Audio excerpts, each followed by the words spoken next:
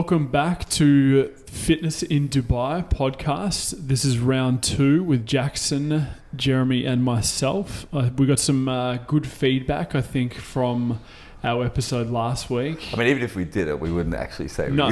To be honest, I didn't actually. That's some great feedback. I didn't actually get any feedback, so. Like my Labrador at home loved it. That absolutely. But now let's get stuck straight into it. So yesterday, hopefully, we had a good attempt at laying out like never trained before in a gym, and you're looking at achieving some goals, and we kind of laid out a nutritional supplement, psychological, and say movement strategy. So we kind of went through all the variables to consider, and hopefully we gave you some clarity on what things you might take on board and start. But probably, again, not plugging our experience here, we've done it for 11 years. So the biggest thing is consistency. I think everyone kind of gets that when they want to achieve something. If you're consistently doing something, the chances and probability of you getting somewhere is quite high. So the issue lies in, you're trying to be consistent. We've hopefully given you good information. So you've ran with that, and then it's like, well, how do you keep running with that? And then how do you manifest exactly what you want? Because probably the biggest thing we see, and there's statistics to back this up, a lot of diets fail and whatnot, and it's true, but we like to think again that we're the anomalies that really do help people push through that threshold of giving up. And there's a multitude of reasons why people give up, and we're going to touch on them today. And there's a bunch of strategies that you can do to counteract that urge to give up. And I guess if you look at, each of us, I guess if you look at our client books, we've generally held clients for a long time. And that's not necessarily for any other reason, but the fact of constant progression and some kind of behavioral coaching and strategies paired together that leads to some desirable result. So essentially what we're saying now is we want you to really manifest that goal that you started out with, not a version of or close enough. Let's try and get you to your goal, exactly what you created without compromise, and let's see what that looks like. So to paint a picture for probably everyone listening, you've taken something on board, whether or not it was from our podcast or not, but let's just assume that you have a strategy and you're working towards achieving a goal. So just have that in your mind now. And I'll start with maybe Jeremy this time. And so Jeremy, you've laid something out with him. You've worked for a client for 2 weeks. And I mean, even myself, when I start to do something, within 2 weeks to 3 weeks, I just feel like not doing it anymore because it's new, it's different. I didn't realize that the sacrifices I had to make, maybe I'm missing certain things. So, from your perspective, what do you do in situations like that? You're not as motivated as when you first started. It starts to taper off a bit. And, whether it's strategy or psychology, just run me through how you kind of work with that.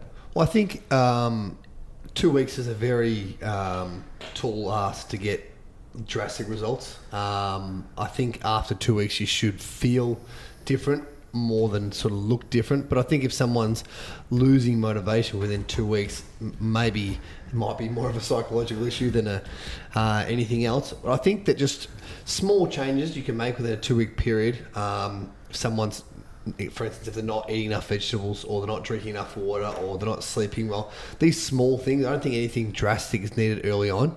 I think you just do the small things right before making big changes. Yeah, so just to elaborate on that, it's more like achievable steps that they've taken from day one. Yeah, I mean, if they've changed their diet from the moment they first met you, chances are they're going to be getting results. If they're not getting results, they're either... Say 2-3 weeks in. Let's paint a picture so we get more clarity. 2-3 weeks in. I generally like to measure... You've given up a lot of your maybe old bad habits. Yeah.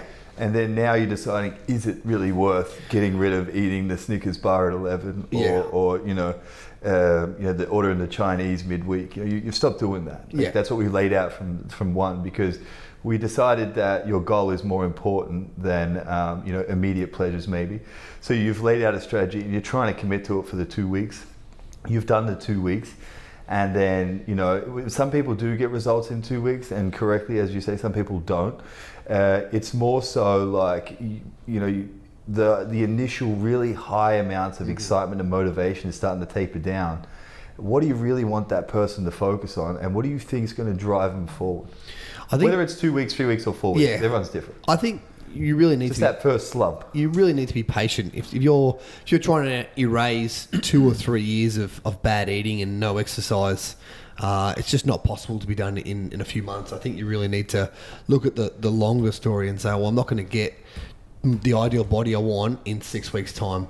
If you're more patient with it, I think you're more likely to stick to a program and don't have your expectations that in 4 weeks I'm going to look like my ideal body. So more realistic and understanding I think exactly what unfolds. So you lay that out with a client. You explain that to a client? Yeah, from day one. Because you know it's going to come, right? From day one, I'll set my own sort of goals for the client in the first month of when or where you're currently this amount of body fat or this amount of muscle mass, and this is where we want to be in 4 weeks' time. And if you fall short of that, you often will address everything they've done in that month, whether it be nutrition, whether it be training, if you need to add or, even sometimes subtract some training because they might be overdoing it. It's obviously more rare, but I think those are things you need to look at first. So through a slump, you're saying the best way to explain that is first understand exactly what to expect. Yeah. So understanding maybe expectations and the actual way it goes, because obviously touching on that, you'd have to assume there's a lot of media out there where you see, 4 week, 8 week transformations that, they're not exactly true. I mean, some anomalies are, I can't discredit all of them, but most of them are. So setting realistic expectations over a timeline is your number one principle. And then number two, really dissecting everything that happened in that month and getting them to maybe analyze what they done and where it's leading to. Yeah, I think we touched on it briefly last week. Your body doesn't really want to lose fat or gain that much muscle. You almost have to coerce it into doing so by getting everything right. Yeah. And what does that mean? Actually? Well, I think if you look at someone, a beginner, getting it right just might be eating more protein and more vegetables and a portion of fat every meal, and just making smarter choices with the nutrition plan. It's very rare that I've seen not someone at least feel better, if not look better in a short period of time once they change those things. And that's probably my approach as well, would be coming back to the enjoyment side of it first. If you've got someone coming in and they're stalling for those 2 weeks. So this is the first 2 weeks. They've taken off a bit. Yeah. And they're 2 to 3 weeks in, something like that. Yeah. So and basically, they're not as motivated. This is your plan. Yeah. So I'd take a step back and I'd almost say to them, okay, this is your goals. This is what you want to achieve. But at the moment, if they're not compliant with certain things, I'd just focus on the small little victories that you can get in terms of the exercise. So trying to find an exercise or a style of regime. Can I give you a running example to get more of an insight of how you think? So just say, we run with some of your principles that you told us last week. So it was like a water goal. You're eating whole foods and you maybe started to structurally balance the guy. Right, just say maybe the scale weight didn't move and he's like not really enjoying your food. Just run us through what you do. Well, like I just said before, you'd take a step back, and so I'd place more emphasis on the actual habit, which I think we're going to touch on a lot in the podcast today. Yeah. So it's about the habit of getting into the training regime. Like if it's a short period of time and they haven't got that result, which Jeremy spoke about and you've spoken about before, it's hard to get that initial, your body doesn't actually want to change. So I think with that side of things, you've got to take a step back and look at, say, making something more enjoyable and finding out what principles or what styles of training they like. So it's all very well and good for me to walk in the gym and say, this is the best approach for your fat loss, for your goals. But if they're not going to be compliant with it, there's no point for me to construct that style of program. So if they came in and they said, I've done this bodybuilding style of training, I really like machine-based weight training, I'm not going to just throw them and go, you're only doing barbell lifts. So you need to be a little bit more adaptive. And, you might sprinkle in things that you think are going to give them a better result in the long term, but there needs to be some sort of portion of their training that is enjoyable. Yeah. And I think with one of the podcast guests that I've had on, Dr. Roy Sugarman, he's like a behavior change specialist, and he talks a lot about finding little things that they can identify with you and that they're going to enjoy. So it could be a conversation. It could be, asking about their son. It could be about, asking about their their holiday or whatever it is, and Yeah. trying to get an element of enjoyment into the training. Because if it's all just pushing up a Down the hill, business. Yeah, then exactly. compliance is going to be, and retention is going to be low in terms of if you're a personal trainer. I think us being successful for 12, 15 years as coaches, we understand that that it comes down to connection with the person. You need to obviously like them and enjoy the sessions as well. So I like that principle. So all of it and great examples, the real fundamental there is like enjoying it. So maybe look for stuff you enjoy, because in all probability you're doing some maybe new stuff, whether you enjoy it, neutral about it, do enjoy it. It's really holding on to the good stuff that's related to what you're doing. And you don't necessarily know in the first 2 weeks what they're going to like, and they might not even know what they like. And it's only through experience that you'll pick up maybe non-verbal cues that they're giving to you in terms of, you say, okay, we're going to push the prowler now, and they start to slump down, and you can pick up things that people don't like. And it's not to say that you don't do those things, but you try and dig and find things that they do identify with. And I think that is probably one of the big key fundamentals in compliance for long term. Fantastic. So I would dissect this like this. If I was to answer my own question here, it would be something like, the biggest thing I see, and I stress to a lot of people, is emotion versus logic. I think there's two principles this, and known versus the unknown. So if you look at emotion versus logic, I find as trainers it's very, very crucial that when a client comes in, that you lay something out that they understand and they know what they're doing. So they know their sets, their reps, their numbers, their movement patterns. That's in terms of the movement side. They know and they're very aware of their behavioral changes when it comes to nutrition, whatever that was, aggressive, non-aggressive, and maybe they've taken some supplements, something like that. So we did that in session 1. I find, so emotionally, 2 to 3 weeks, change is something that all of us, change is not easy. It's something that's maybe advertised as easy, but it always causes disruption on some level. And for me, what really pushes you through is actually what I do with a lot of clients is I show them their numbers on day 1, their sets, their reps, their tempo, and give them an idea. And 95% of the times they're making increases. But if you don't show them that, they never know. So they get to the end of the 3 weeks and they're like, they don't really know what's going on. But actually, if you've collected data, and that's why I do body fat, because sometimes people don't drop weight on the scale, but they drop body fat. And you can show that to them. I think results trump motivation, hands down. So if you can show them the result, or just say, if you don't have a trainer and you actually pay attention to what you're doing and you aim, if you narrow your aim a little bit more to session-based and daily-based, and we can really get into that maybe in another podcast, and you start to track your progress daily, like not just how do I feel in 2 weeks, you'll see incremental change, and it's not always obvious. So when you cut away the emotional part and you look at logically, more often than not, and I don't know if you guys would agree, your clients progress, right? They squat better, something happens. So if you can see that, it's quite a good feeling, and maybe you drop body fat, but the scale didn't change. But so accurate data and results, I think, are the biggest key. And also revisiting that, because sometimes you're just not sure, because you see yourself every day in the mirror, you don't know if you change. Like when change is really obvious and progression is obvious, you see in psychology, forward momentum is highly related to positivity, positive thoughts, positive behavioral patterns, and you're more likely to continue it if you know it was worth your time. So you just basically, to finish that point, your ROI becomes obvious. So your return of investment is obvious because you've tracked all the variables and you saw change, versus blindly doing it, not sure if you didn't change. You're not really on a systematic program, so you weren't sure if you progressed or not. So obvious progression and results, I think, will get you through that first sort of slump. But make sure you're with a trainer that obviously tracks and checks, and you can see the feedback. Or if you're doing it on your own, maybe ask us or research variables that contribute towards something. I think that's a big one. And then finally, just explaining the known versus the unknown. So basically you've acted a certain way for so long, and then you implement a behavioral change. Straight away you get that disruption, and that's like the unknown. You're stepping into territory, and all these things start to manifest. And I think what really pushes you through that, and I usually get clients to agree and set their own rituals, especially in the first 2 weeks, so they've adapted it themselves, and just try and hold those rituals through the unknown, and then we revisit the tracking variables and presenting results. So pretty much that kind of sums into what Jeremy said.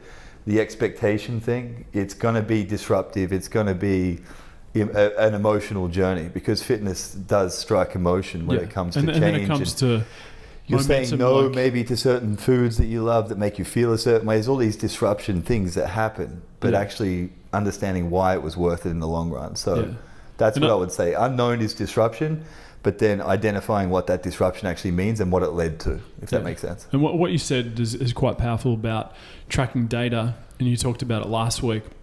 And it comes from a Peter Drucker quote, is what gets measured gets managed. And I think I'd say in the first 5-6 years of my PT career, that's probably the biggest mistake I made in terms of not tracking enough data points. So you can track body fat, you can track, but the more stuff, the more variables you have, the better, clearer picture you've got. Because you might be progressing somewhere and you might not even realize it. And then that piece of information, once you get it, is like, well, actually, no, I got better at that. Just totally forgot about it, because most people, when they're engaged in a workout with us, they're not counting their reps or sets. I mean, they're just thinking about trying to live, you know what I mean? Like, and then trying to survive. It comes down to the actual individual as well, because the types that I see are highly sort of analytical. They like to see, progress data, but there's also on the other end of the spectrum that I've seen people and they're like not overly interested, and they come more in what I was talking about before, because they love to train. Yeah. And they love, the stimulus, the connection, or just the movement. The movement and the different variety that we might be able to provide in terms of structure and program. So they'll come for that, and then there might not be, but it's, you've got to... So bespoke programming for the given individual. That's obviously very important. Yeah, and that's what last week I found it hard to answer some of those questions, because it's like what I do is highly individualized. For John and Jill are different people, male, female, age difference, likes, whatever, right? To get a best answer for things, it's hard when it comes to training to say, there's general approaches that work, and I think we all agree on, a whole foods diet, those certain variables, fundamentals. Yeah. But there's so many things that can be different. Yeah, and you say recognizing that bespoke kind of programming based on the client's personality, their lifestyle, their goals. Actually, if you've created something that is conducive to their kind of life, like it fits into their lifestyle, it actually makes it flow much easier. So therefore, it's easy to follow through. And that's why, like, group exercise, a lot of people, it's natural selection. It's like people who go do CrossFit will do it for, say, 4-6 weeks. They'll either love it or hate it, and the people that are compliant with it longer term are they like that style. But whereas they come and see you for training, and I think you can more sort of adapt based on what that person brings to the table. Yeah, exactly. All right, so that makes sense. There's a few things to consider when you kind of hit that, say, roadblock, whether it's strategy or motivation.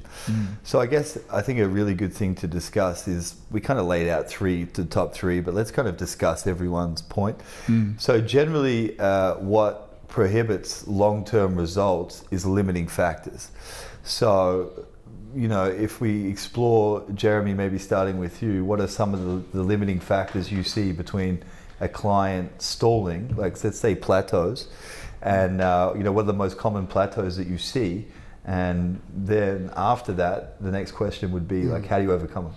Well, providing they've been compliant with the nutrition plan and they've been training hard in the gym, I think the biggest thing that most people should look at is digestive health and digestive issues. So many people these days have got some sort of bloating or inflammation of the gut from poor choices in food or stress from work or all these things. So I think that plays a huge role. I think we touched on it last week as well, about how important digestive health really is in the microbiome, and how much we know about it now, and how it dictates all your neurotransmitters and whatnot in your brain. So I think I am a big fan of, as I spoke last week, bone broth. I think bone broth provides a lot of nutrients. Clean living again. A lot of nutrients. But it is loaded with prebiotics, and I know for myself, ever since I started using it, I've found it very, very beneficial, and everyone who's used it alongside me has felt the same. So I think digestive health is something that definitely needs to be considered when you're looking at roadblocks or lack of results. Let's all join this topic, because I don't know about you, but I'm very passionate about the same thing. It's definitely one of my top 3. So let's assume that, just say if you have any of the symptoms, so maybe let's just rattle a few off. So let's go brain fog, bloating, lethargy, maybe water retention, lethargy, lack of emotion. So say mood fluctuations, not visiting the bathroom frequently enough. You can get a little bit of endocrine disruption. Maybe you get some skin issues. I mean, let's maybe put up because I think this is very important, like a common allergens. We'll put that maybe somewhere. No, common symptoms of gut issues. Because if you recognize yourself in this one and you don't address it, it can really delay the timeline of your results. So going back, Jeremy, I think it's a fantastic point. Maybe Cubbo, I don't know if you want to have it tackle this one, but what do you think the gut means to in your view? What is gut health, and what are you if you do any strategies, or you refer them out, or? Yeah, well, I think as you guys have spoken about, it's extremely important. You can't. There's no point taking a long list of supplements and investing in all this organic food if your digestive system isn't working. But I think with clients as well, you've got to take it with a grain of salt sometimes what they say to you in terms of what they're eating, because I think you can, you obviously want to focus on the gut, but a lot of times they won't tell you I had this, cheat meal or whatever it was. So that's just going rogue.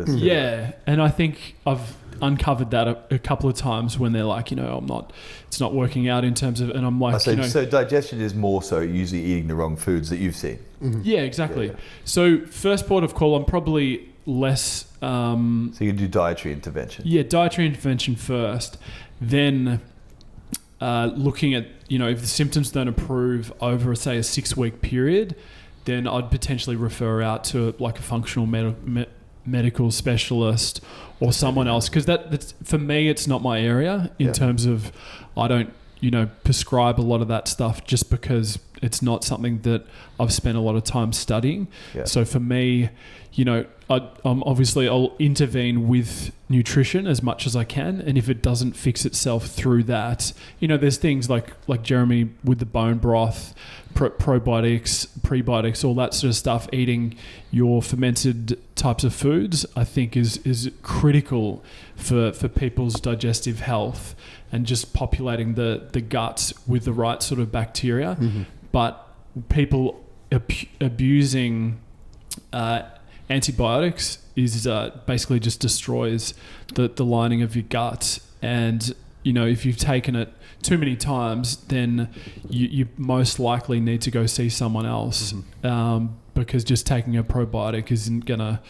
It's just like you're trying to put a fire out with a water pistol. It's not gonna work. So that's my approach. I'm not huge on. I'd be interested to hear what you guys would do if you run into issues and how you sort of problem solve that. So I guess I'll leave it to you guys. Okay, I'll get started. So again, it's always better to refer if it seems quite obvious, but so let's assume that, and we'll put the list of symptoms up for gut health, because obviously we all think this is very important. To say you identify yourself in one of those symptoms, I think the no-brainer call is exactly what you said, Adam. So if you cut out, and we mentioned them last week, corn, dairy, soy, gluten, hydrogenated food, hydrogenated oils, in all probability, so you want to remove the offenders. So that's step one. And before you even bother to get tested, you should do this anyway, because then it will reveal to you exactly how sort of deep the problem is. So in most cases, like you said, and I would agree, that a lot of the symptoms subside. So let's say remove allergens, number one. So if you remove all the the inflammatory foods and you're left with symptoms still, then we want to keep looking for sure. So then what I would do is just I would introduce a broad spectrum probiotic, and then I'd also introduce an enzyme. Because, we say in functional medicine, you are what you don't excrete and you are what you absorb. So then you'd also monitor symptoms. So first of all, get rid of inflammatory foods. Try a broad spectrum digestive enzyme and probiotic. And then if that doesn't work, I would send the client to a lab and they would do a CDSA. And I like Genova Labs for that just because they're quite comprehensive with it. It's a 3-day stool test, and on the 3rd day you do 3. It's not a pretty test to take. I did it myself and it was one of my limiting factors. I did the first 2 steps and it was still there. Well, you got to be compliant or absolutely. open to it. So. I was pretty good, and actually this was like a godsend for me. So basically I recognized that I followed that path, and I did a CDSA, and I realized that I had a pathogen, and then they test what kills that pathogen, and then you run that out, and then you rebuild the gut after it's obviously excreted from the system.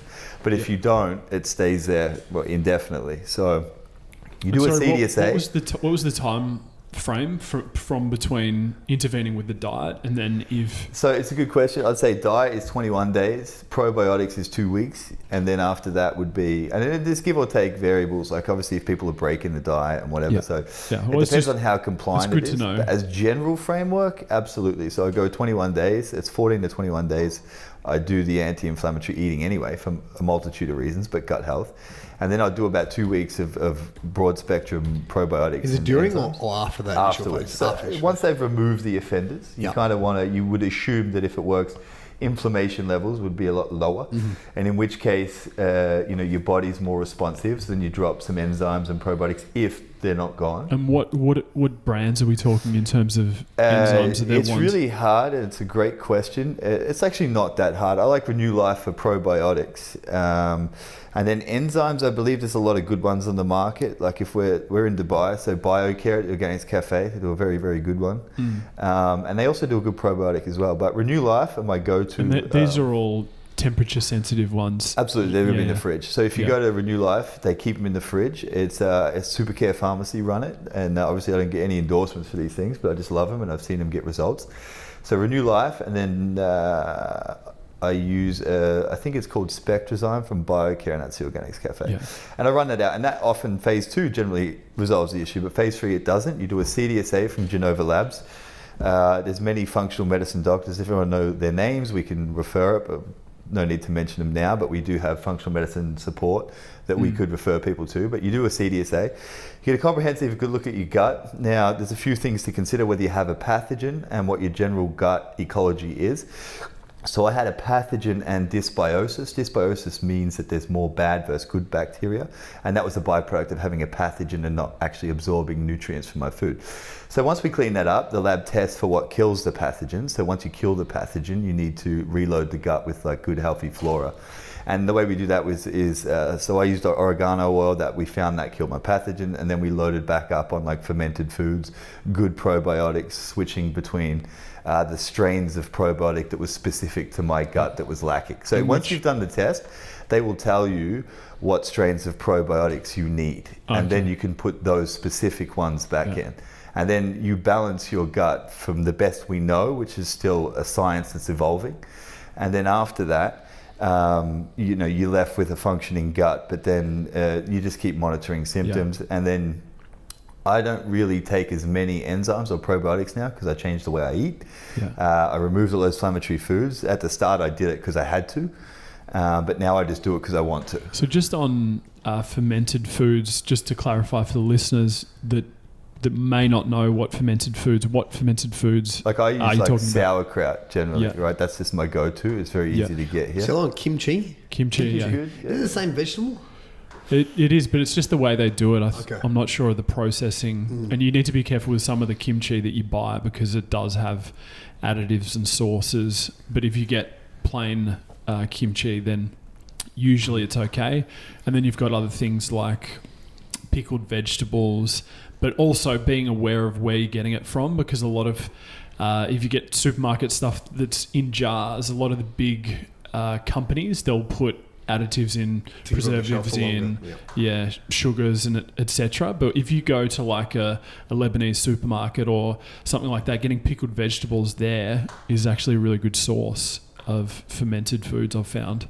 Okay, fantastic. So, and then after that, you've assumed you ran the protocol, you've rebuilt the gut, it's functioning optimally.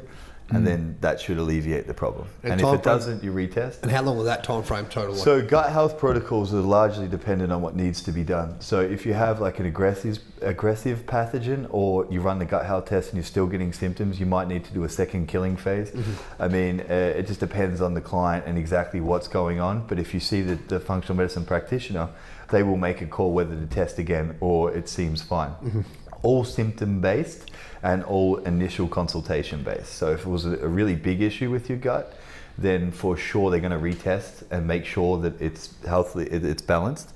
If it wasn't as effective, symptoms will still be there. And they will retest. But if you go back to normal, all the symptoms are gone. You could assume that you're pretty balanced, and then you would do it. You wouldn't need to retest. You would only do it if you felt like something was still off. So I think that probably dissects. You want to add anything to that? I think that what I've been very successful with the past 12 months is IV therapy. Obviously, if you're digestive health, we're going to the next one. So this is a plateau buster. Yeah. So if your digestive health isn't functioning very well, you're not absorbing your nutrients in food or from supplements. So in essence, you're spending money on these supplements and getting nothing from them. So IV therapy basically bypasses the gut altogether, so you can get. So how would someone know, do you think, like that if they're taking supplements and they're maybe not absorbing it? Do you reckon I think it's almost fair to say that if you've, like Adam said before, if you've used antibiotics on a regular basis, or you haven't eaten well, you haven't been eating very well for the past 12 months, 6 months, 3 years, chances are your digestive health is not going to be where it needs to be. Yeah. And I think almost immediately, if you go and do IV therapy, you're going to get these huge amounts of vitamins straight away, and they're going to do you benefit. Yeah. And I think a big one is if you go out of the IV session and you're like, oh my God, I feel like I've got so much energy. It's like, well, that's how you should feel like all the time. I do think initially, I've had a lot of clients do it when they first start. Like, maybe you should consider IV therapy because these are the reasons why. And the ones who have done it have really enjoyed it, and they've got a lot out of it. Yeah. So I go to the Elixir Clinic on Beach Road in Jumeirah. There's another plug for you guys. Awesome. I expect to get 25% off or something. But I do think that the vitamins and elixirs you get there are really good quality, and I found myself definitely. I generally go once a month now, but when in my initial phases, what's the cocktail that they're? They've got. You'll go in, then you'll meet a doctor the first time, and if you've got any tests of digestive health or blood work, then they can sort of tailor something for you. But so specifically for you, you're a healthy guy. You train, you eat the right sort of foods generally. Yeah. So what would they prescribe for someone like you? For myself, I mean, look, it is almost a menu, so you can choose what you sort of want out of it. Some are more conducive to like recovery. Some are more conducive to like energy. Some are more for anti-inflammation. Some are antioxidants. So they have like predetermined protocols. Yeah. So for instance, the antioxidant one has glutathione, coenzyme Q10.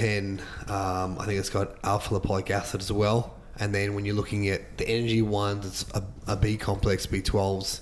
It has amino acids coming soon, I believe, as well. So I think you can really get a lot from these elixirs if you're willing to sort of go down that path. Obviously, not everyone wants to put a needle in their arm, but I think that you don't do it yourself, by the way. No, someone else puts a needle in your arm. Just like playing darts. You actually do it yourself. But I just want to add to that as well, because I'm a big fan of IV, and just to kind of collaborate with you there, Jeremy. It's like, so I find that when you give, say, supplements generally have, like, there's a reason why I think all of us would give someone a supplement. So, for instance, you know, if I gave someone a magnesium with a chelate of taurate, I'd want them that should help them fall asleep. But if I give them that mag and it does nothing, then it's obvious that they're not absorbing it. So when it comes to the difference between IV and, say, you know, supplements that you can buy from the store, what you said is very correct. You should be able to take it and recognize something's changed, right? I think for sure. Yeah, if you're walking out feel nothing, give someone mag and they can't sleep, then probably they're not absorbing someone. Like you give someone zinc and they're not hungry, or their nails don't grow faster, or you know that it's not working. So I think I won't even bother to get into that, but pretty much like when you put a supplement into a regime, if you don't notice the benefit from it, chances are you're not absorbing it. Just on that, I'm just talking about myself in terms of noticing when I don't take magnesium. I can pretty much like set a timer on when I'm going to wake up if I don't have magnesium. Because you for, wake up prematurely, for instance. Yeah, 5 days. If I haven't taken magnesium for say 5-6 days, I will wake up 3:30 a.m. like within like minutes. So if you go to Chinese medicine too, let's just play some fun here. Let's have some fun. Yeah. So if you look at Chinese medicine, between say 9 and 12, I mean, I don't know who goes to bed at 9, but if you wake up, it's a blood sugar issue generally. This is generally to the norm, and then 1 to 3 is usually liver. So for sure, if you need like a magnesium glycinate, that's probably what you're missing. And then you've got like 3 to 5, which is general antioxidants.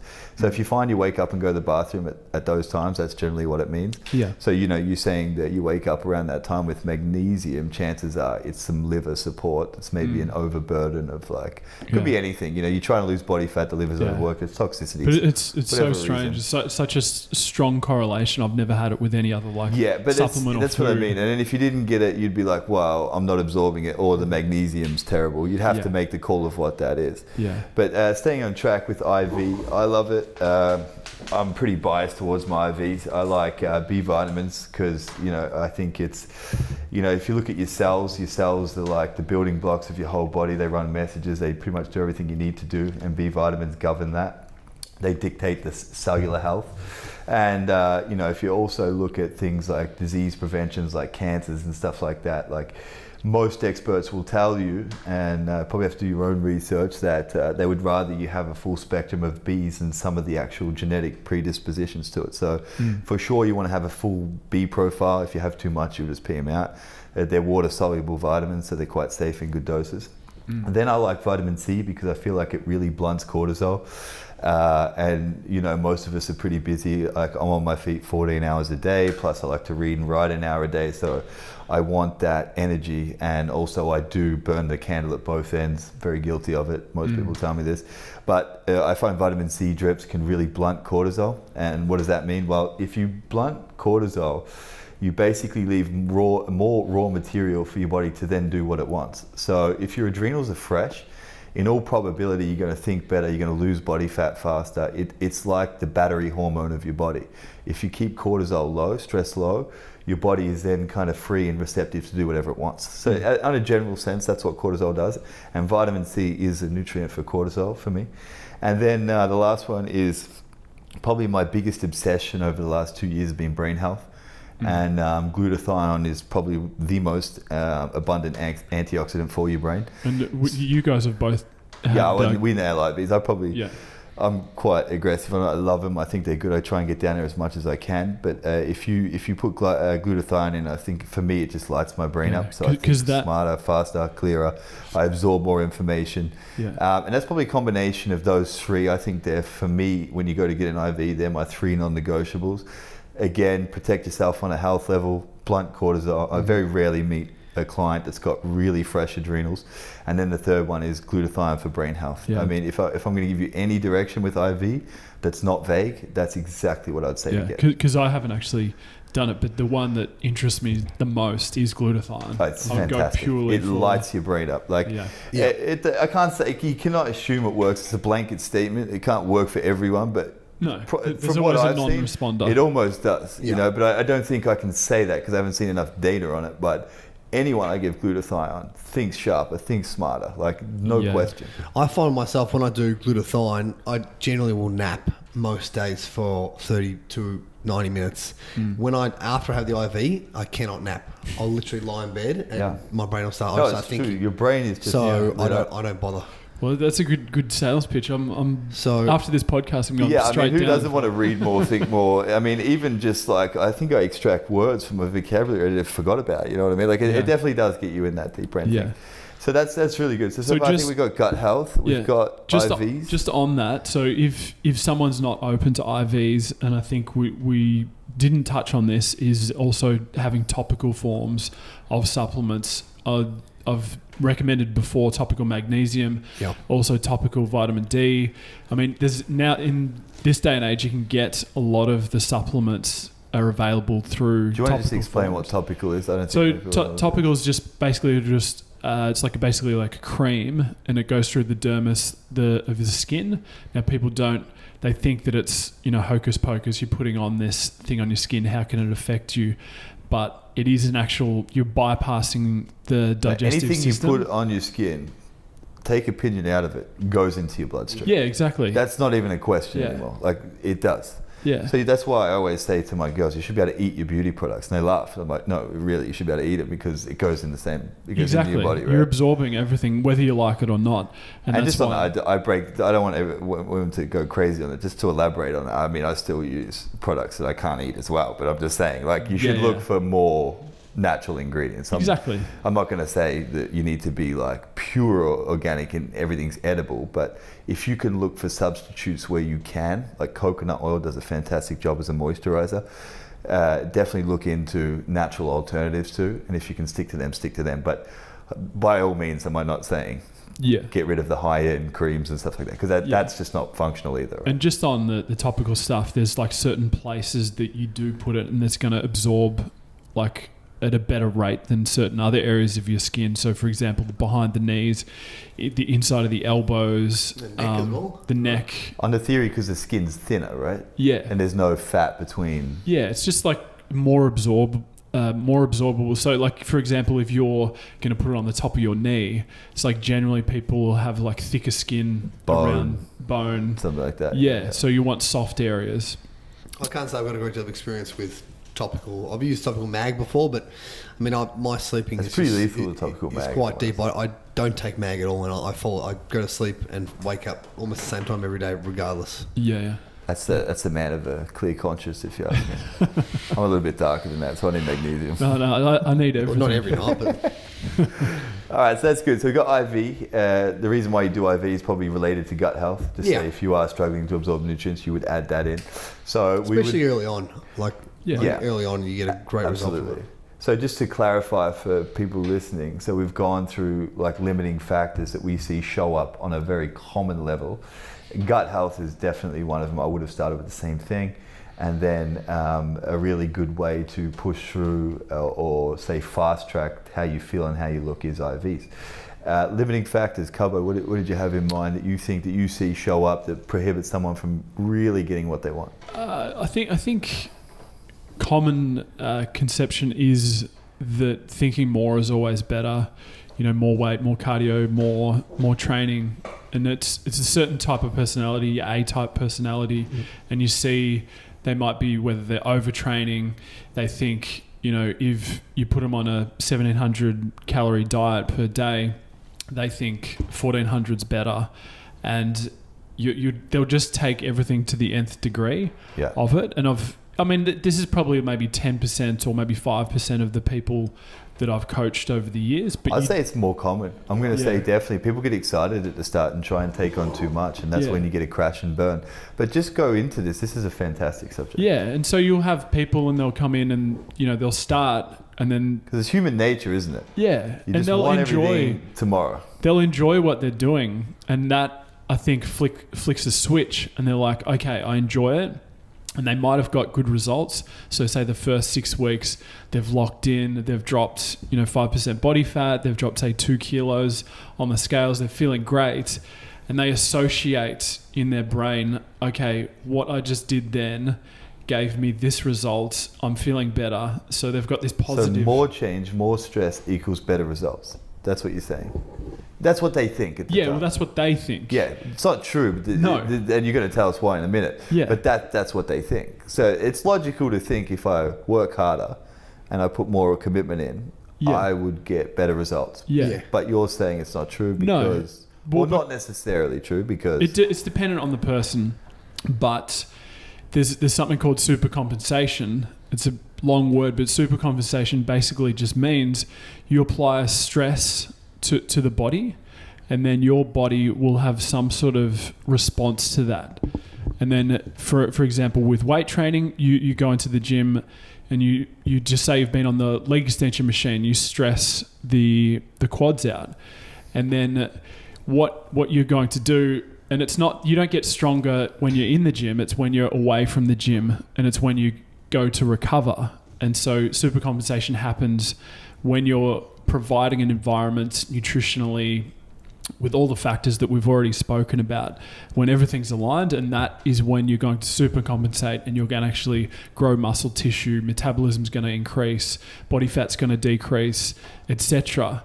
But unfortunately, unless you're taking performance enhancing drugs, you can't just continually get better, train more without factoring in more rest, more recovery. And so these people... Because it's not exactly linear results. No, exactly. That's what people probably need to get. Yeah, and you need to really understand that if you're one of those people that loves your training, then you need to be thinking more on the scale of, okay, how do I recover better, rather than...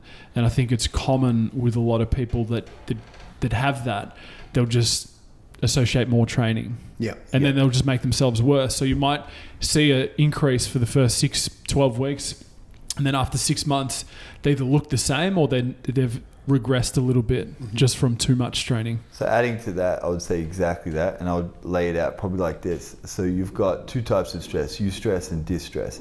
Eustress is when you apply a significant amount of stress on the body that it can just handle, and it adapts so it meets that standard. Distress is when you apply too much stress at any one given time that the body doesn't actually know what to do, doesn't know how to handle it, and then by default it gets worse.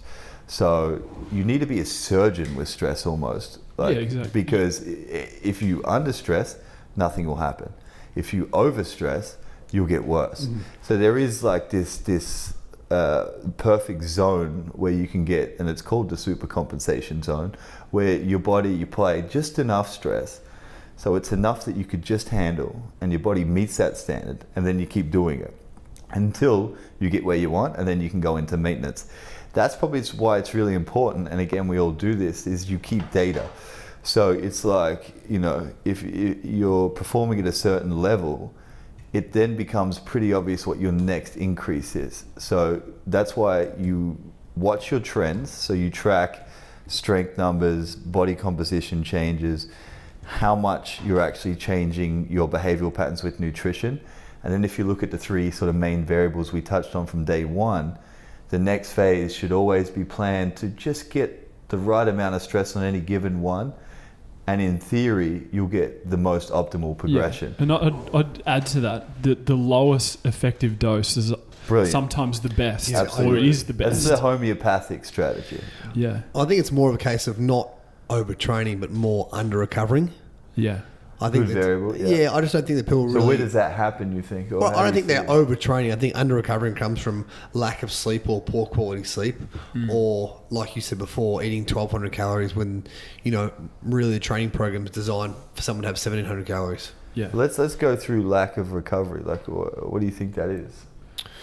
Well, I mean, if you turn up the gym every single day and you're crawling in before even training. So you got emotional... Yeah, or you sore joints. Yeah, exactly. I mean, first, I think muscle soreness is, you know, expected at some point. But I think if it's like constant, I do feel that you generally if you're hanging on to DOMs for any more than 72 hours, it's far too long. Yeah. So excessively sore muscles. Yep. Sore joints. Yep. Mood fluctuation. I mean... Like maybe your drive to train isn't as good because you've just been whammed. In my experience, I haven't seen I don't really get any mood in myself anyway. Maybe I'm good at controlling it, but even clients I've seen of training 5 or 6 times a week, when they go more than that, then yeah, they generally have less mood. Not with me, but maybe with their family members. I'm talking about training drive, maybe. Like they're not as like excited about training. Yeah, I think because it's not as stimulating anymore. I think most people have that. Like, I want to get to a result, so I need to come in, and this is going to be the best part of my day. But it's more so the rest of the day that suffers rather than that hour in the gym. And how would it suffer, Jim? Well, I mean, they might spending less time with their family. They might be less productive at work, or they might be... So you got delayed fatigue. So fatigue that carries over from training into their day. Yeah, I think adrenaline sort of gets you into the gym and gets you going if you're really determined to get somewhere. And sometimes if you overstimulate that's when you see effects trickle into other parts of your life. Yeah. So there's some really good obvious reasons how someone might be under recovering. And then just quickly strategies to counteract it. So say if you're right and the client is under recovering. I mean, if they are under, what are your intervention methods? I generally like to give them a day of like 3 or 4. Well, definitely a day of rest, but on that day I'll say I want you to eat something you like that's not on your meal plan. So a cheap meal or even 2 meals that. Brilliant, good. And even that. So if you notice some of these symptoms, you'll say just go and like mindlessly have a enjoyable, comes back to your principle, something that you like eating, and maybe get your calories up so you can help recover. Yeah. So it does a few things there: mental stimulation, and then you're deliberately loading up on some calories. Yes. To give your body some maybe something to look forward energy to. to help recover. Yeah, something to look forward to, and then also the additional calories to help you recover. So call it like a refeed and a bit of fun. Exactly. Yeah, and often I've had just an example of that, a client who's been probably under eating her calories for a while, and then she went out and she was at a social event and she ended up having a burger. I can't even remember what it was, but then she, like the next day, she was like bouncing out of bed. She like felt amazing, and she'd eaten, what was perceived to be a bad food, but she felt amazing because her calories maybe from 1,200 jumped up to 1,500, and she's like, oh. Can we touch on what happens then? Because I think it's important. I think a lot of people, if they are on the stricter side, they do get in the zone for 2 weeks.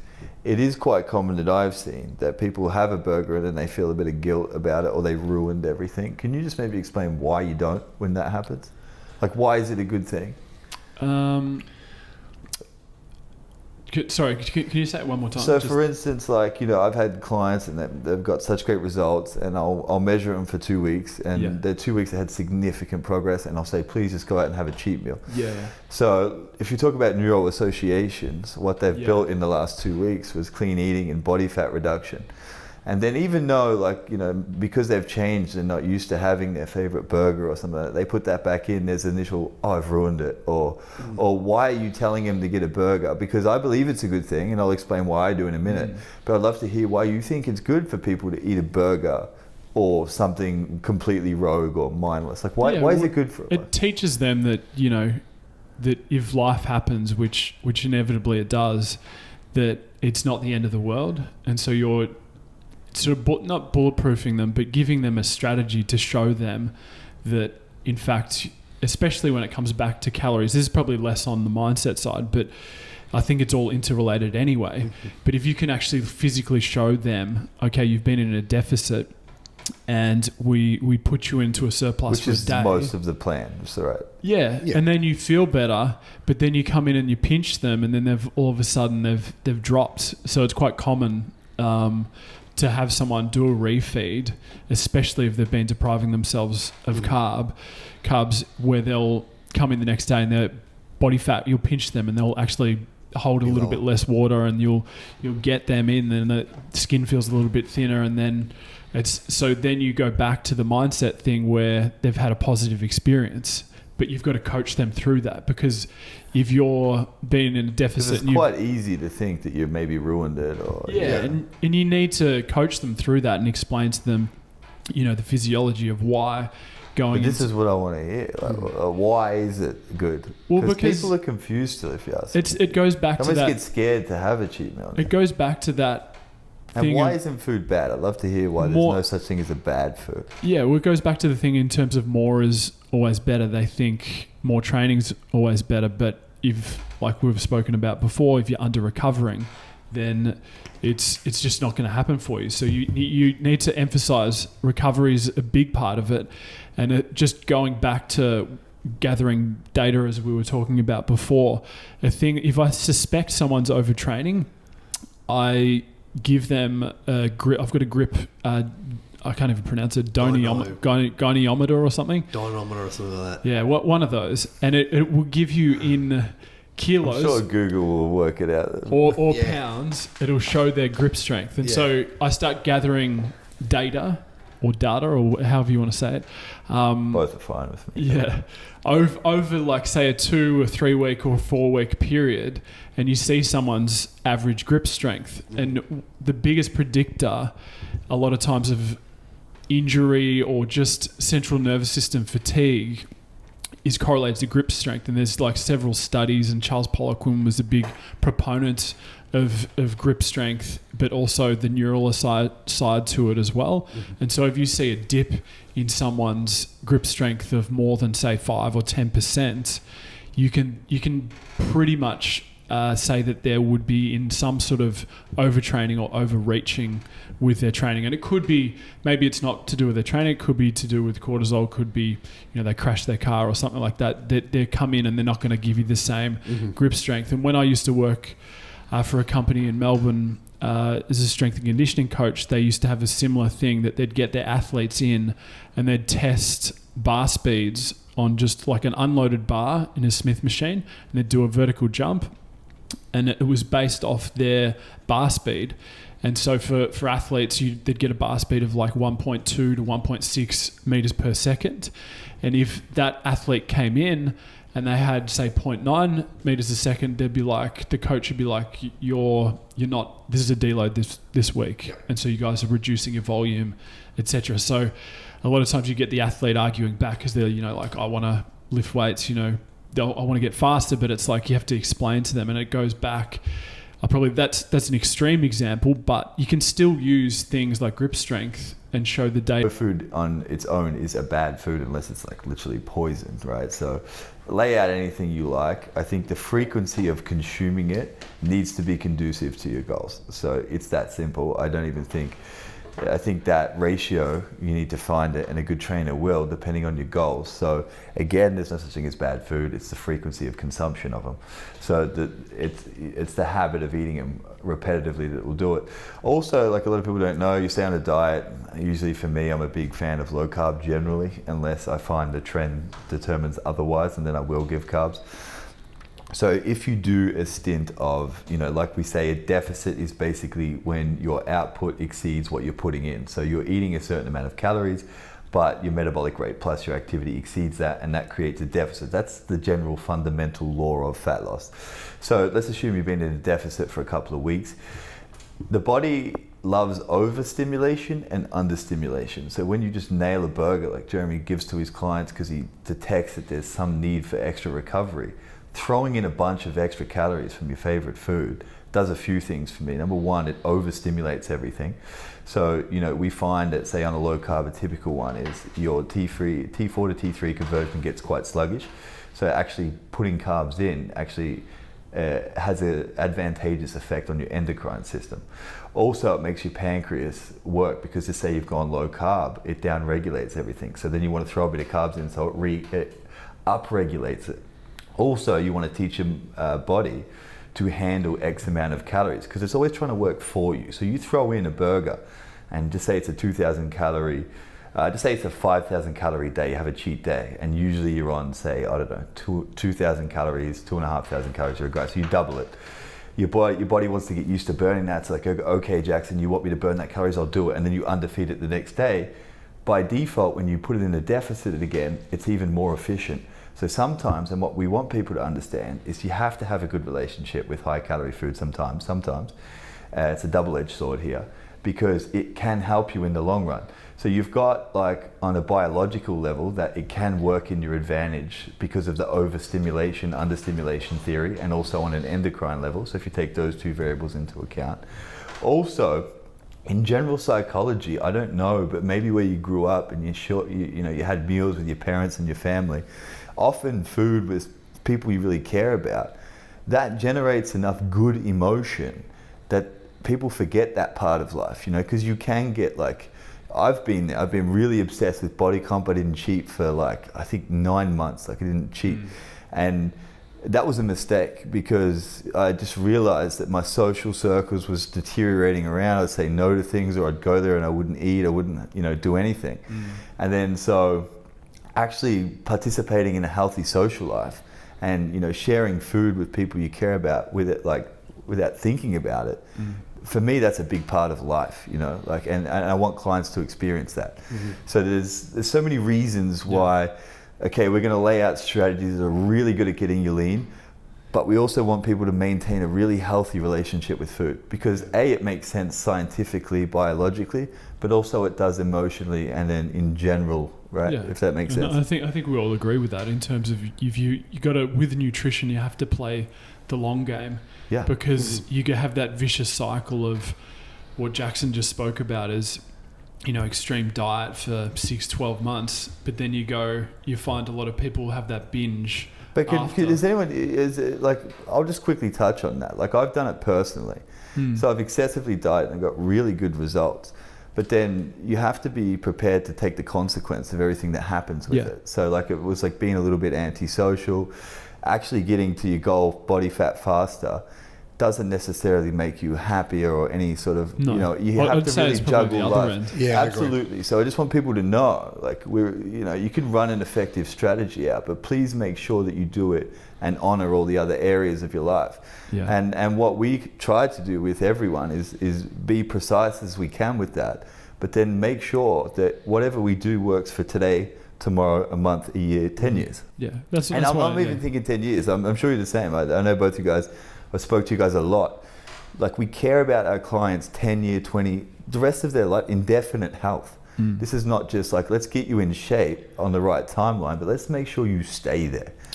Yeah, I think that also, if you think about, if you're calorie deprived for a long period of time and you all of a sudden you fall off the wagon for a number of reasons and you eat really bad for an extended time, you could potentially put on a lot of weight very quickly. And I think there's nothing more demotivating than taking 3 or 4 steps backwards after you work so hard to get somewhere. And that's why I think that cheat meal on a weekly or fortnightly basis is so important, just to have that sort of balance of that calorie surplus. Because if you go on holiday, for instance, and you're going to not move very much and you're going to eat 2,500, 3,000 a day, and you're used to eating 1,500. Sounds like my holidays. Yeah, chances are you're going to gain some fat really quickly. That's a great holiday. Don't we all? But if your body's not used to handling that sort of caloric load, at some point you're going to gain. It's not really good at handling it. That's right. No, you're going to gain a lot very, very quickly. Yeah. I think we all preach balance to our clients. It's not all one way. This is what you have to do. Yeah. I think there is an element of you need to have a social life as well as a healthy life. And I'm a big advocate of that. I don't mind having a glass of wine from time to time. I will eat a meal that I want to eat every week. I will go out on the weekends and spend time with friends. What do those meals look like, Jeremy? Just to put a personal touch on it. What gets you, just so people know? I like having a burger from time to time. I like eating Japanese food. It's not really a cheat meal, but I'm sure people look at us as like, oh, what's your cheat meal? Apples. And I just apples and nut No, butter. I really, really load up. I love, Just tell the people what they want to hear. Everyone loves pizzas. Everyone loves burgers. How bad does it get? Like, pizza and burgers about as far as I go. That's pretty solid. But I mean, what else is worse after that? What's the higher level? That's in there. That's up there. You put ice cream in there. That's that like will throw bread your and calories cheese out of and- control, Yeah. and dairy. Oh, really? Well, Yeah. ice Yeah, cream. absolutely. What kind of ice cream? Ben and Jerry's. Ben and Jerry's is like 1,500 calories a tub. That stuff is like crack. It's more addictive than any other drug on the. I've never planet. eaten half. I've only ever finished them. I actually become like, I have a really good personality after I eat ice cream. Actually. I'm like happy and stuff. I don't know how that happens. Yeah. It really gets out of control. Anyway, back to the physical thing. I think also, like, if you're in a calorie deficit, bringing that extra food in there also brings extra fluid to the joints. So you wake up feeling, like Adam said before, you will jump out of bed, and the next few days you will train significantly better than you did at the back end of that week when you were maybe 4 or 5 days in the red. So I think training wise, you just train better. Yeah, well, it does two things. It's like the emotion, as Jackson spoke about, it gives you that emotional release. You get the social connection with your partner or your friends, and then you've obviously got the physiological side of things where you're replenishing glycogen if you've been depleting it. And that has a high correlation to cortisol too, actually. Yeah, exactly. And you'll feel better. And I know for myself where there's times that I've adhered to a strict diet for an extended period of time. After that period, like all I wanted to eat was, unhealthy foods. Yeah. And you force yourself to do it, but it's like your body says, or just your actual brain will just say that this is not how it's supposed to be, and it will push you the other direction. And it's a weird sort of thing because I'd never really focused on body, calories as much. And when I started dieting for a specific body composition goal, because I've always relatively remained lean because I've been active and healthy. I can verify that by your Facebook profile updates. Yeah. And so when I did that period, it kind of gave me a bit more empathy for people in terms of having that craving, because before that I actually dieted that. It's hard to understand, isn't it? Yeah. I never really had that urge to like go eat a pizza, go eat, like, you know, I love to eat those foods, but I never had that like burning desire. But when I did that period of dieting, I was like, hang on. That's because you got it right. Yeah. So when you get it right, generally that's a good sign, and probably worth just reiterating that point. If you eat reasonably well, your body generally doesn't crave foods that much. No, exactly. So that's a good sign that you're doing something right. Yeah. You're getting leaner, your energy's good, and you're not craving stuff. You don't need anything. That's generally a good place to exist, because that means the variables are right. Now what you're saying is when you go too much stress and too restrictive, it shows up. Exactly. Yeah. And it was just as clear as night and day. And I was glad that I actually did that period of dieting, just to get that, because before I never really had it. Mm-hmm. I don't know. Were you guys the same? Did you experience that? I mean, definitely. I mean, I think when I was living in Melbourne, I was just trying to eat well, but I wasn't really keeping track of anything. And then after actually starting with the food delivery services, when I sort of was able to monitor everything a bit more tightly, I think that's when I knew exactly where my caloric values were. For one, I was able to get my body fat lower than it's ever been before, and I was able to add muscle at times when I didn't think I could. But also, I would get those cravings when I was like deep in a calorie deficit there, absolutely, like weekly. Yeah. You know? So for me, it was like, so I grew up, my mum, she's a champion, but she used to follow the food pyramid because that's all she knew. So for many years, I ate sandwiches and bread. And so I guess I would say food that wasn't great for health. And, you know, bless her, she didn't know any better.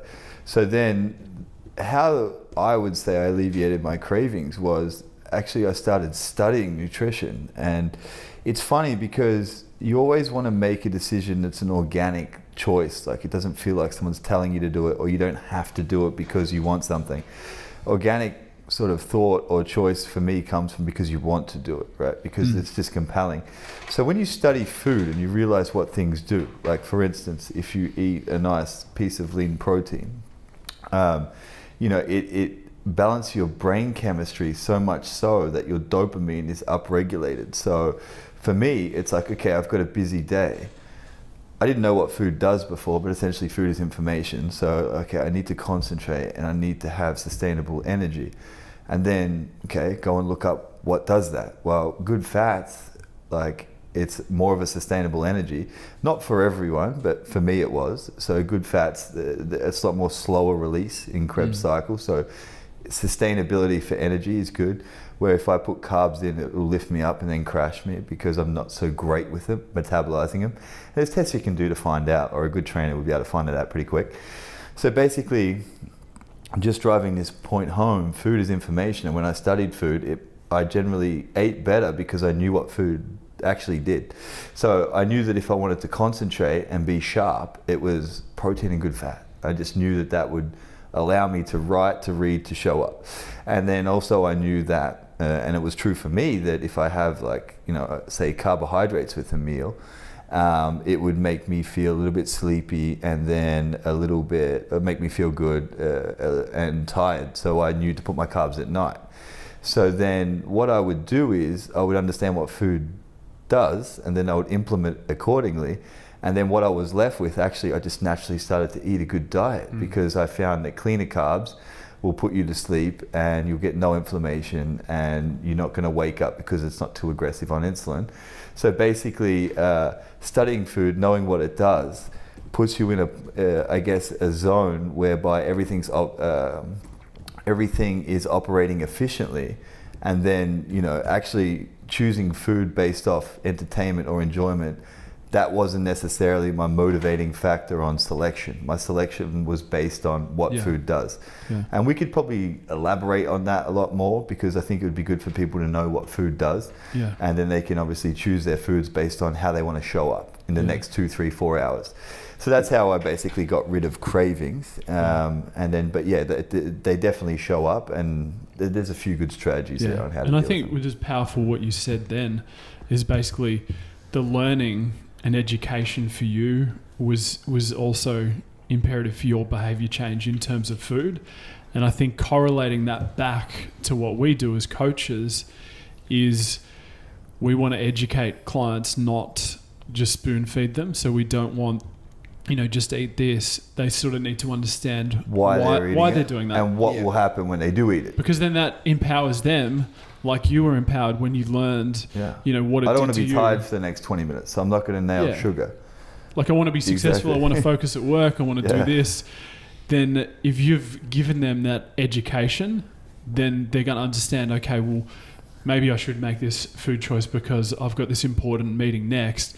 If I eat this, Krispy Kreme glazed donut before the thing, I'm going to be drowsy, mumbling my words, not able to concentrate. Yeah. And it comes back to, teaching them and educating them for better compliance. And again, the best part about that is it takes our opinion out of it. It just is, You just look at the nutrients, what it does. How do you feel? That simple. Yeah. And then you get left with like organic selection of things. And then it makes everything a lot easier because you'll just generally eat well. Yeah. Because the reality is clean food definitely is better fuel for the body. But it's not until you actually understand how, why, and make that correlation that it becomes quite easy. Yeah. And like all of us have been like, I guess, lean and efficient for some time. And we all would, if you've seen straight away last week, we went straight into diet because fundamentally, you are what you eat. And that's never been more true. So you start to give your body really nourishing nutrients. It does allow you to look the way you want. It does allow you to show up the way you want. And it definitely allows you to think and say things a lot more clearly. And just that as a base of everything, I think it's worth it. Yeah. And I think also the importance of being a particular way for an extended period of time is important. So for us, just as an example, all of us have been training for, say, call it 20 years, been eating relatively from our own perception at like a healthy diet. So the longer someone is compliant with behavior, but also the actual lifestyle and changes, whether it's training, the longer they're in that, the better their results in terms of being able to stay there. Consistency trumps everything, doesn't it? Exactly. Yeah. And so that if you're at a certain body fat percentage, and I think you guys would probably agree with this, or I'd be interested to hear you if you didn't agree, but for the longer period that you can stay at a body fat percentage, it's going to be harder for you to get out of that body fat percentage. Yeah, by default, yeah.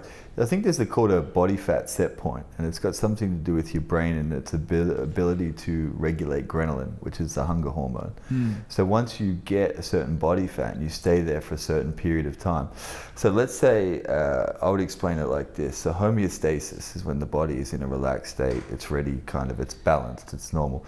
So you would have to assume if you want change, you have to disrupt homeostasis. So let's say we do that in many ways and we get you to look how you want to look. So you look how you want to look, but because we disrupted homeostasis, it's still a little bit out of balance because it comes down to before, putting the right amount of stress, and the body, like, it adapts to the stress and then it becomes used to it, adapts to the stress and becomes used to it. Fundamentally, that's how you create a program.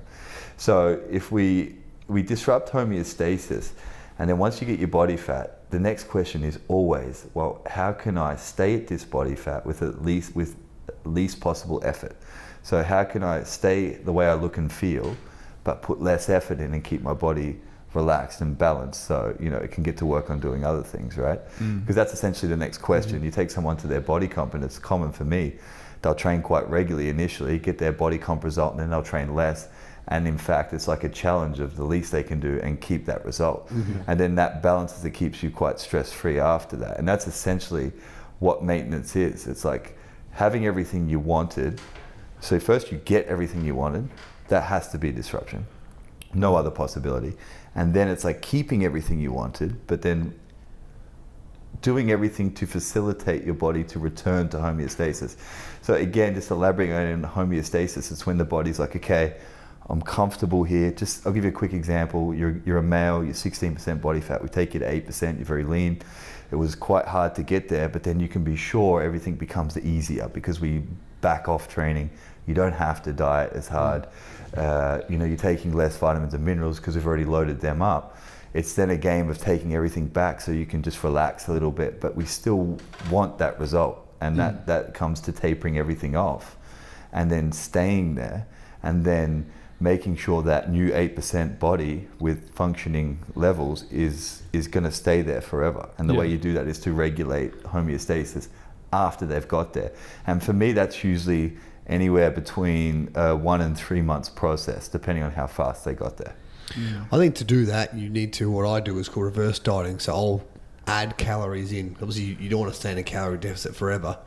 I'll generally add every week until their body weight stabilizes or their body fat stabilizes or they start to feel better.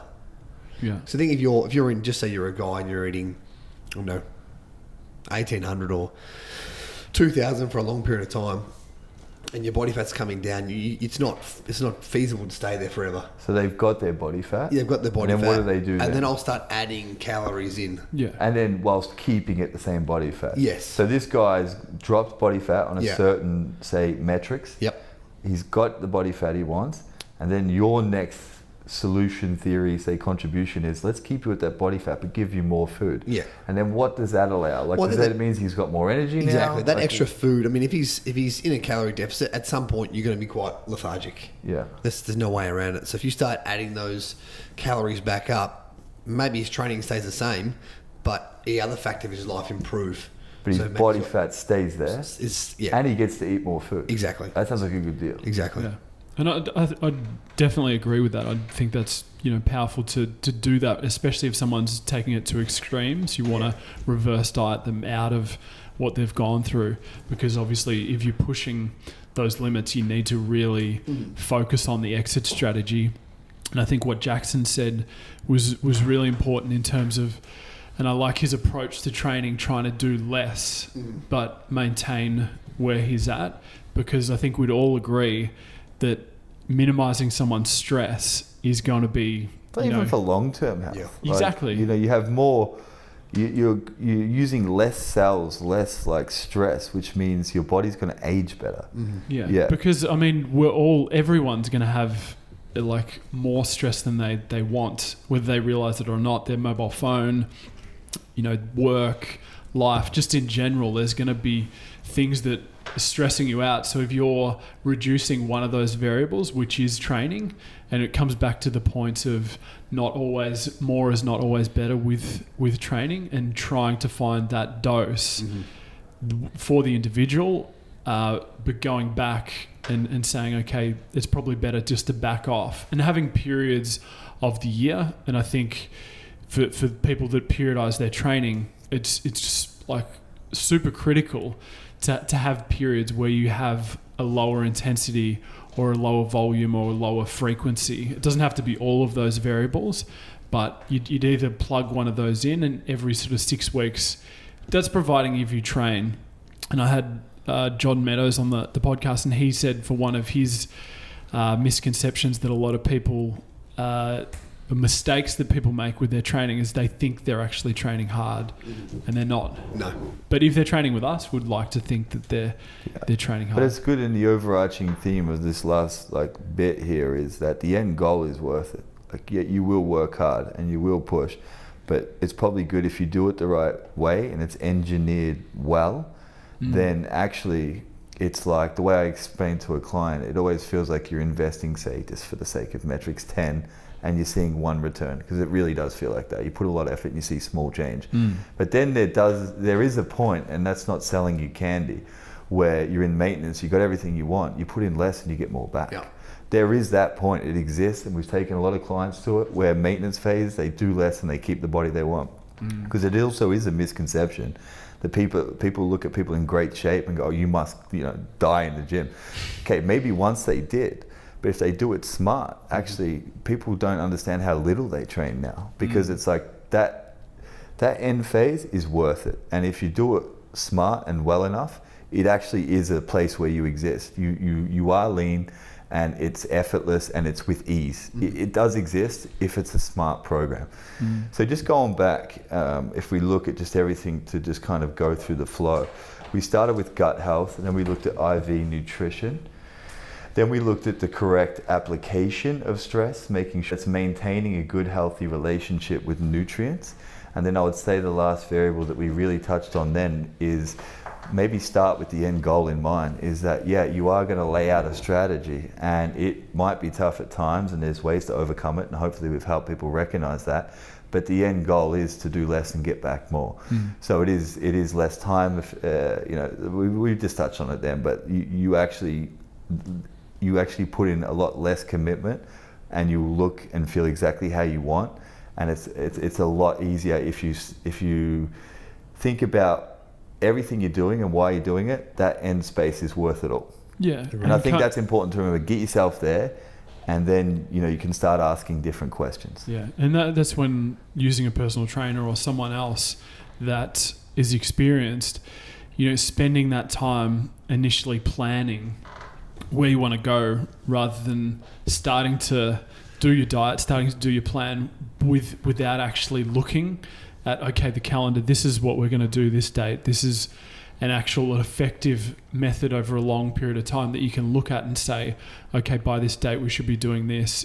Things happen. You might not achieve a goal by a certain date, but just spending that time to sit down and go, okay, this is how we're going to get here, and having an actual real roadmap as to what you're going to do and when you're going to back off your training, when you're going to maintain this, and that's as critical as knowing where you're actually going, as obviously having that roadmap, which I think encapsulates the last two podcasts that we did in terms of piecing the nutrition, piecing the training together. Yeah, so that's exactly it. You do want a roadmap, and you want to know why you're doing it, and then you also want to look at possible reasons why there's plateaus that show up. We've touched on a few today, there are going to be things that show up, and the key factor is getting through them as quickly as possible, so you don't hamper your progress.